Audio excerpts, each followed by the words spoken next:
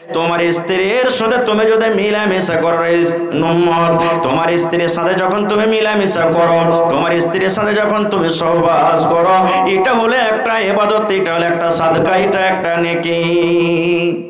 বিবির সাথে মিলামিশা করা তো ইবাদত নেকি, হাদিসের কথা। একজন সাহাবী বলছেন, হুজুর কেমন কথা বলছেন আপনি, বিবির সাথে মিলামিশা করা কি এটা ইবাদত হয়? কেমন করে এটা নেকি, কেমন করে ইবাদত হলো? আল্লাহ রাসূল সাল্লাল্লাহু আলাইহি ওয়াসাল্লাম বলেছেন, উম্মত তোমার স্ত্রীর সাথে মিলামিশা এই জন্য ইবাদত হলো, এই জন্য নেকি হলো, এই জন্য সাদকা হলো। দয়ার রাসূল বললেন, উম্মত রে,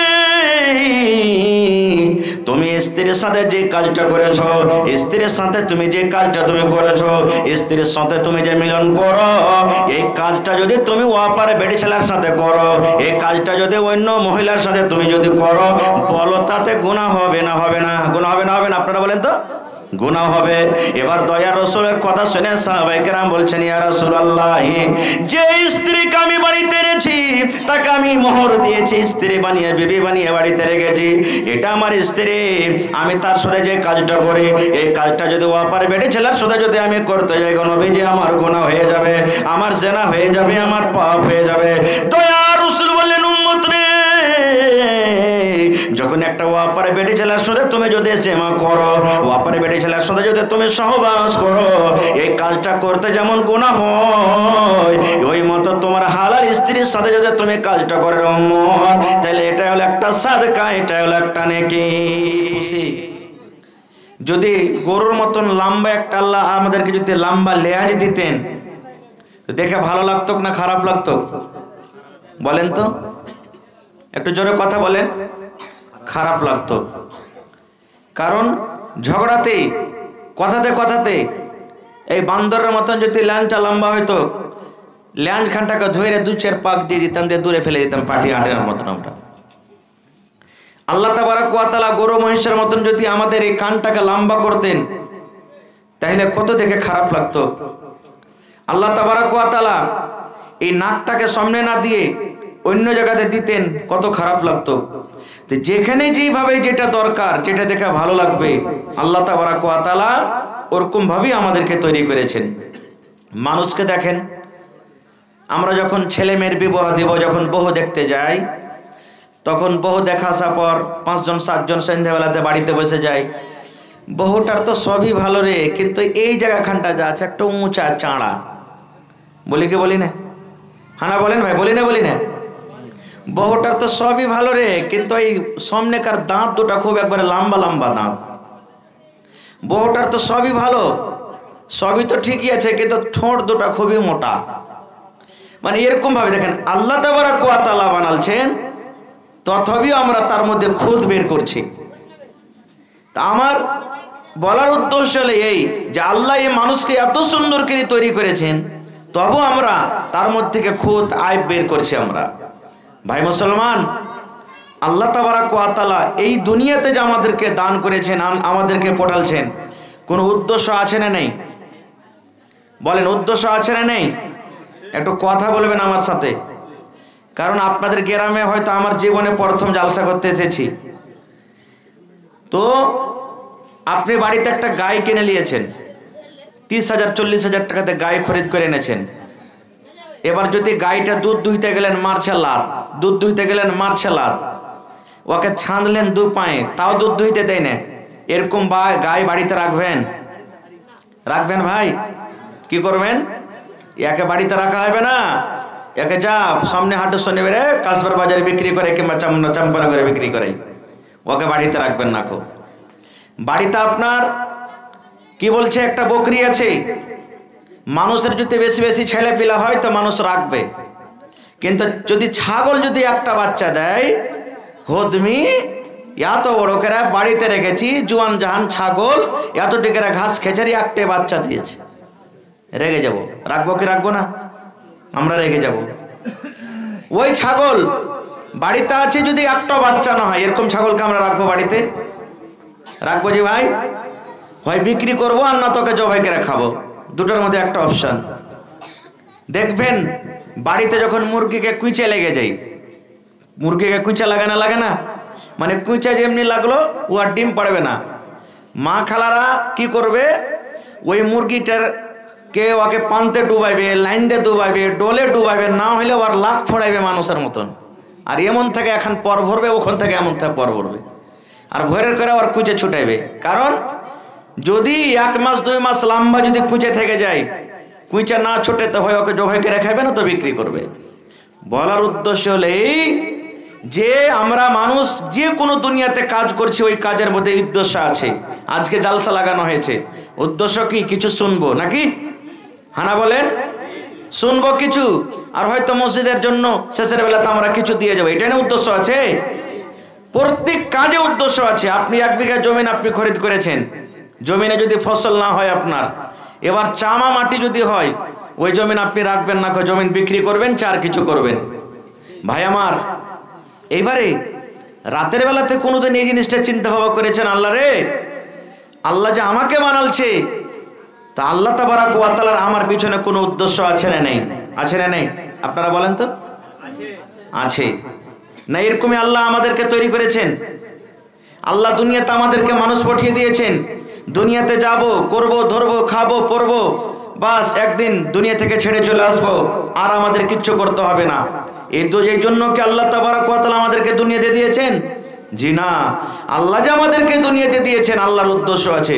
আল্লাহ তাবারাক ওয়া তাআলা সূরাতুল বাকারাতে একটা আয়াত আছে, আল্লাহ বলছেন, হে দুনিয়ার মানুষ, জমিন এবং জমিনের তলাতে উপরে যা কিছু আছে মানুষ, সব তোমাদের জন্য আমি তৈরি করেছি। আল্লাহ বলছেন, জমিন এবং জমিনের উপরে যা কিছু আছে হে মানুষ, তোমাদের জন্য আমি আল্লাহ তাবারাক ওয়া তাআলা সৃষ্টি করেছি। কিন্তু আল্লাহ তাবারাক ওয়া তাআলা আমাদেরকে কেন সৃষ্টি করলেন? আল্লাহর সৃষ্টি করার উদ্দেশ্য কি? আল্লাহ তাবারাক ওয়া তাআলা সেটা করে বলছেন কি, ওয়ামা খালাকতুল জিন্না ওয়াল ইনসা ইল্লা লিয়াবুদুন। আল্লাহ তাবারাক ওয়া তাআলা বলেন, দুনিয়ার মানুষই, ও দুনিয়ার বান্দা বান্দারা, তোমরা শুনে নাও, জিন এবং মানুষকে আল্লাহ তাবারাক ওয়া তাআলা আমি এই জন্য সৃষ্টি করেছি। জিন এবং মানুষকে আমি আল্লাহ রাব্বুল আলামিন এই জন্য তৈরি করেছি যেন মানুষেরা আমার ইবাদত করে, মানুষেরা যেন আমার বান্দেগি করে, মানুষেরা যেন আমার পূজা করে। এবং আল্লাহ রাব্বুল আলামিন জিনেরাকে আল্লাহ তাবারাক ওয়া তাআলা এই জন্য সৃষ্টি করেছেন কি জিনেরাও যেন আল্লাহ তাবারাক ওয়া তাআলার ইবাদত বান্দেগি করেন। বন্ধুরে আমার, তাহলে এই আয়াত থেকে বোঝা গেল, এই যে আমরা মশা দেখে দুনিয়াতে আমাদের শরীরের রক্ত খুন চুষে খাই, এই মশাকে আল্লাহ তাবারাক ওয়া তাআলা ইবাদতের জন্য আল্লাহ রাব্বুল আলামিন তৈরি করেননি। এই যে আমরা দুনিয়াতে সাপ দেখি, এই সাপ যে মানুষকে যদি কামড় দেয়, মানুষ দুনিয়া থেকে শেষ হয়ে যাবে, মানুষ মরে যাবে। এই সাপকে আল্লাহ তাবারাক ওয়া তাআলা নিজের ইবাদতের জন্য আল্লাহ তৈরি করেননি। আমার বাড়িতে গায় আছে, আপনার বাড়িতে বকরি আছে, আপনার বাড়িতে মুরগা মুরগি আছে। বন্ধুরে আমার, আল্লাহ তাবারাক ওয়া তাআলা ওই গায় গরুকে আল্লাহ রাব্বুল আলামিন ইবাদতের জন্য আল্লাহ তৈরি করেননি। এই সমুদ্রে যে মাছ আছে, এই মাছকে আল্লাহ রাব্বুল আলামিন নিজের ইবাদতের জন্য আল্লাহ তৈরি করেননি। কারণ আল্লাহ নিজে বললেন, দুনিয়ার মানুষ রে, আমি মানুষ এবং জিনকে একমাত্র আমার ইবাদত বান্দেগীর জন্য আমি আল্লাহ তৈরি করেছি, মানুষ এবং জিনকে। তাহলে কিয়ামতের দিন এই মানুষ এবং জিনের হিসাব হবে। কিয়ামতের দিন জানোয়ারের কি হিসাব হবে না? হবে। ওলামায়ে কেরাম বসে আছেন, জিজ্ঞাসা করবেন, জানোয়ারের হিসাব হবে। দেখবেন এখন তো আশা করছি ছুটে গেছে, এই যে আমার বুড়া যত বয়স্ক বাপজিরা আছেন, 40 বছর থেকে আগে পরেকার বয়সেরা, দেখবেন এরা গরু ছাগল খুব চড়ালছে। চড়ায়নি? এবার দেখবেন গরুতে গরুতে লড়াই লেগেছে, এক ভুঁস আর এক ভুঁসকে তেড়েছে। এরকম দেখেছেন আপনারা? আল্লাহ তাবারাক ওয়া তাআলা জানোয়ারের তা হিসাব নেবেন। কেমন করে হিসাব নেবেন? তাহলে জানোয়ারের হিসাব নেওয়ার পর তাদের জন্য জান্নাত হবে না, তাদের জন্য জাহান্নাম হবে না। ওই জানোয়ারের আল্লাহ রাব্বুল আলামিন হিসাব নিতাম নেওয়ার পর তারাকে জান্নাত দান করবেন না, জাহান্নাম যাবে না। কেমন করে তাকে আল্লাহ হিসাব নেবে? এই দুনিয়াতে একটা কমজোর ভুঁস, দুনিয়াতে একটা কমজোর গরু, দুনিয়াতে একটা কমজোর মুরগা, দুনিয়াতে একটা কমজোর বকরি যাকে তাড়া দিয়েছিল, যাকে সিংহের গোটাতে মারা হয়েছিল, আল্লাহ রাব্বুল আলামিন কিয়ামতের দিন ওই দুর্বল কমজোর বকরি কিংবা গরু কিংবা মহিষকে আল্লাহ তাকতওয়ার করে দিবেন, শক্তিমান করে দিবেন। এবার যে শক্তিমান গরু দুনিয়াতে ছিল, যে শক্তিমান মহিষ দুনিয়াতে ছিল, আল্লাহ রাব্বুল আলামিন তাকে কমজোর করবেন।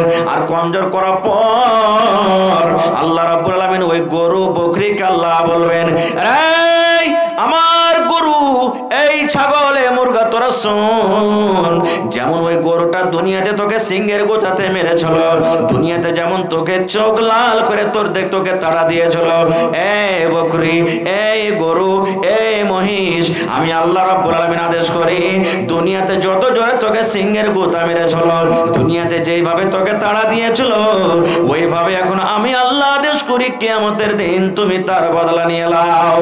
এবার বদলা হয়ে গেল। যখন তাদের বদলা হয়ে গেল, এবার তাদের হিসাব হয়ে গেল। আল্লাহ রাব্বুল আলামিন সমস্ত জানোয়ারকে ইশারা করে বলবেন, এ জানোয়ার, এখন তোরা মাটি হয়ে যা, মাটি হয়ে যা, এখন তোরা মাটি হয়ে যা। এবার বন্ধুরে, জানোয়ারের হিসাব করার পর আজকে যারা কোরআন মানে না, আজকে যারা হাদিস মানে না, আজকে যারা দিন মানে না, আজকে মাওলানার কথা ভালো লাগে না, আজকে দিনের কথা ভালো লাগে না, আজকে খুতবা শুনতে ভালো লাগে না, আজকে জালসা শুনতে ভালো লাগে না, আজকে যারা আল্লাহকে অস্বীকার করে, আল্লাহ রাব্বুল আলামিনকে মানেন না, সেই দিন আল্লাহর কোরআনে বলবেন, ওয়ায়াকুলুল কাফিরু ইয়া লাইতানি কুনতু তুরাবা। ওই কিয়ামতের দিন কাফেররা বলবে আফসোস করে, আল্লাহ রে, কেন দুনিয়াতে ইসলাম ধর্ম মানেনি? আল্লাহ কেন তোমার ডাকের দিকে আসেনি? আল্লাহ কেন তোমার প্রতি ঈমান আনছেনি? আল্লাহ কেন আমরা নামাজ পড়িনি? আল্লাহ কেন দিনের দিকে আসেনি? কেন কোরআন বলে আমরা ইনকার করেছি? সেই দিন কাফেররা বলবে, আল্লাহ, যেমন তুমি জীবজন্তুকে আল্লাহ মাটি বানিয়ে দিলে রব্বুল আলামিন, এই মতো তুমিও আল্লাহ আমাকে মাটি বানিয়ে দাও। নারে তাকবীর। কিন্তু সেই দিন কাজ হবে আফসোস করে? কিয়ামতের দিন আফসোস করে কাজ হবে? কোনো কাজ হবে না গো ভাই আমার। তাহলে আল্লাহ তাবারক ওয়া তাআলা আমাদেরকে ইবাদত করার জন্য আল্লাহ রাব্বুল আলামিন দুনিয়াতে সৃষ্টি করেছেন। এবার বলবেন, এর ইবাদত কি জিনিস? ইবাদত কাকে বলে? কোন কাজগুলো কি ইবাদত বলে? আল্লাহ রাসূলের হাদিস। আল্লাহ রাসূল বলেছেন, উম্মত রে, মাথার চাঁদি থেকে নিয়ে পার তাইলা পর্যন্ত প্রত্যেক নর নারীদের 360টা জোড় আছে। কয়টা জোড়? জোরে বলেন। 360টা জোড় আছে। এই দেখেন এটা একটা জোড়, এই দেখেন এটা একটা জোড়, এই দেখেন এটা একটা জোড়, এই দেখেন এটা একটা জোড়, এই দেখেন এখানে একটা জোড়, এই দেখেন এখানে একটা জোড়। এই করে করে দয়ার রাসূল বলেছেন, উম্মত রে, প্রত্যেক মানুষের মধ্যে মাথার চাঁদি থেকে নিয়ে পার তাইলা পর্যন্ত 360টা জোড় আছে উম্মত। এবং 360টা জোড়ে প্রত্যেক দিন মানুষকে সাদকা করতে হবে, প্রত্যেক দিন মানুষকে দান করতে হবে, প্রত্যেক দিন মানুষকে সাদকা করতে হবে। এবার যদি 1 টাকা যদি প্রত্যেক জোড়ের বদলাতে বদলাতে দেন, তো কয় টাকা লাগবে প্রত্যেক দিন? জোরে বলেন। খানিটা নিয়ে আছে নাকি মুখে আপনার? কথা যা বলেন না কেউ। মানুষের শরীরে 360টা জোড় আছে। প্রত্যেক দিন যদি একটা জোড়ের বদলাতে 1 টাকা করে খরচ করেন, তাহলে কয় টাকা করে দান করতে হবে? জোরে বলেন। 360 টাকা। এবার আপনি 400 টাকা পুরা দিনে ইনকাম করছেন, বাঁচলো কতটি? 360 টাকা যদি আপনি খরচ করেন, তা বাঁচবে কতটি? 40 টাকা বাঁচবে। এবার 40 টাকাতে আপনি নিজের স্ত্রীর শাড়ি কিনবেন, কি আপনার লুঙ্গি কিনবেন, কি আপনার পায়জামা কিনবেন, কি আপনার গামছা কিনবেন, কি ডাইল কিনবেন, কি তরকারি কিনবেন, কি কিনবেন? সংসার চালা তো কঠিন রে মুসলমান। আল্লাহ রাসূল বলেছেন, ইবাদত বলতে শুধু দান নয়, ইবাদত বলতে শুধু নামাজ নয়, ইবাদত বলতে শুধু রোজা নয়, ইবাদত বলতে শুধু হজ নয়। আল্লাহ রাসূল বলেছেন, উম্মত রে, যখন সূর্য উঠে গেল, সূর্য উঠে যাওয়ার পর তোমাকে নেক দুনিয়াতে যত তুমি সারা দিনে কাজ করবে এটা হলো একটা নেক ইবাদত। ইবাদত বলতে কি সুবহানাল্লাহ পড়লেন এটা ইবাদত, আলহামদুলিল্লাহ পড়লেন এটা ইবাদত, লা ইলাহা পড়লেন এটা ইবাদত, আল্লাহু আকবার পড়লেন ইবাদত। রে মুসলমান, শুধু তা নয়, একটা লোক রাস্তা দিয়ে হেঁটে চলে যায়, রাস্তা দিয়ে হাঁটছে, রাস্তার পাঞ্জরে আপনি দাঁড় হয়েছেন, এবার অপরিচিত মানুষ, লোকটার এলাকার নয়, এবার যদি আপনাকে জিজ্ঞাসা করে ভাই রে আমি জালালগড় যাবো রে ভাই, গড় বনালি যাবো, তুমি একটু রাস্তাটা বলে দাও। আল্লাহ রাসূল বলেছেন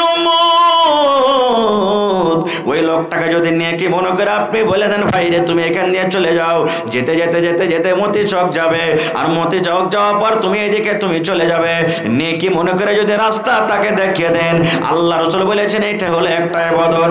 ইবাদত বলতে শুধু তা নয়, আপনি চলে গেলেন বাজারে, বাজারে হাটঘাট করলেন, হাটঘাট করার পর বাচ্চার জন্য 5 টাকার আপনি পাঁপড় নিয়ে নিলেন, আপনি 5 টাকার আপনি আর কিছু নিয়ে নিলেন, বাড়ির ভিতরে ঢুকলেন, এবার আপনার বাড়িতে ছেলে আছে মেয়ে আছে, যদি বাচ্চারা বলে আব্বু আমার জন্য কি এনেছো আব্বু গো, এবার আপনি হাসির মুখে মোহাম্মতের সাথে নেকি মনে করে আপনার বাড়িতে যদি 4টা ছেলে মেয়ে আছে, 5টা আছে, 7টা আছে, শক্তি হিসাবে যদি আপনি 1 টাকার চকলেট দিয়ে দিলেন বাচ্চাকে, বাচ্চারা নেই 1 টাকার যদি তাকে পাঁপড় দিয়ে দিলেন, 1 টাকার তাকে যদি বিস্কুট দিয়ে দিলেন, নেকি মনে করে, আল্লাহ রাসূল বলেছেন এটা একটা ইবাদত, এটা একটা ইবাদত।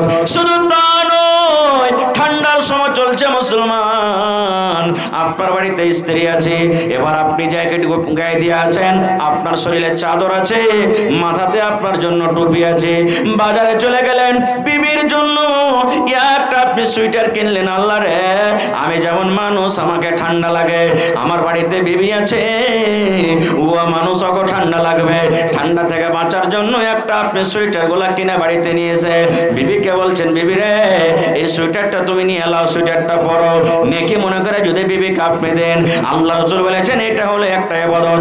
শুধু তা নয়, বাড়িতে আপনি বসে আছেন, কোনো কাম নাই কাজ নাই, বাড়িতে বসে আছেন, বাড়িতে যদি বিবির সাথে একটু যদি হাসি মুখে কথা বলেন, একটু ভাই বাড়িতে আছে ভাইয়ের সঙ্গে হাসি মুখে কথা বলেন, মা বাড়িতে আছে মায়ের সাথে যদি হাসি মুখে কথা বলেন, আল্লাহ রাসূল বলেছেন এটা হলো একটা ইবাদত, এটা হলো একটা নেকি।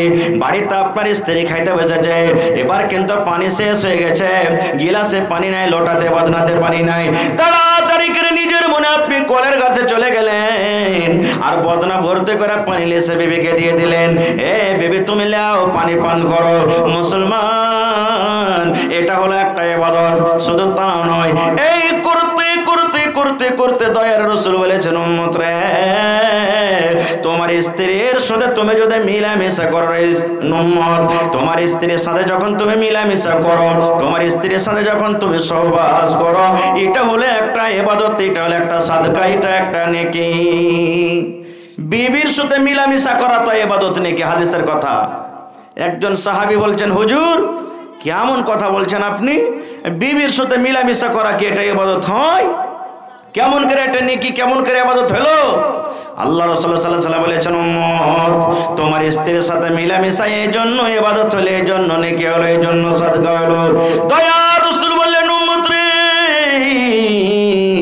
তুমি স্ত্রীর সাথে যে কাজটা করেছো, স্ত্রীর সাথে তুমি যে কাজটা তুমি করেছো, স্ত্রীর সাথে তুমি যে মিলন করো, এই কাজটা যদি তুমি ওয়াপার বেটি ছেলের সাথে করো, এই কাজটা যদি অন্য মহিলার সাথে তুমি যদি করো, বলো তাতে গুনাহ হবে না? হবে না? গুনাহ হবে না? হবে না? আপনারা বলেন তো, গুনাহ হবে। এবার দয়ার রাসূলের কথা শুনে সাহাবায়ে কেরাম বলছেন ইয়া রাসূলুল্লাহ যে স্ত্রীকে আমি বাড়িতে এনেছি তাকে আমি মোহর দিয়েছি, স্ত্রী বানিয়ে বিবি বানিয়ে বাড়িতে রেখেছি, এটা আমার স্ত্রী, আমি তার সাথে যে কাজটা করি এই কাজটা যদি ওয়াপার বেটে ছেলের সাথে যদি আমি করতে যাই গো নবীজি আমার গুনাহ হয়ে যাবে, আমার জেনা হয়ে যাবে, আমার পাপ হয়ে যাবে। দয়ার রাসূল বললেন উম্মত রে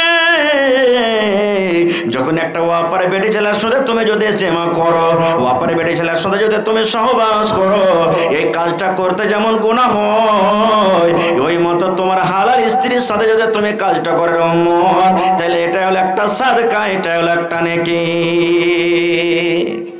এই জন্য তো রাসূলের হাদিস আছে, আল্লাহ রাসূল বলেছেন উম্মত চক তুমি চলে গেছো রে উম্মত, তুমি চক চলে গেছো, তুমি বাজারে চলে গেছো, তুমি রাস্তাতে চলে গেছো, তোমার চোখের সামনে একটা খুব সুন্দর বেটি ছেলে সেজে গুজে এসেছে, বেটি ছেলেটাকে তোমাকে দেখে খুব ভালো লেগেছে, মন কেমন কেমন করতে শুরু হয়েছে, মন আগে পিঠা করছে। আল্লাহ রে, শয়তান আপনার ভিতরে হুড়া দিতে শুরু করেছে, শয়তান আপনার ভিতরে খোঁচা দিতে শুরু করেছে, শয়তান আপনাকে মনে মনে বলা করেছে, এ আল্লাহর বান্দা তুই একবার মুখ দিয়ে বল, এই বেটি ছেলেটা কত সুন্দর, এই নারীটা কত সুন্দর, তার ঠোঁট দুটা কত সুন্দর, চোখ দুটা তার কত সুন্দর, দেহ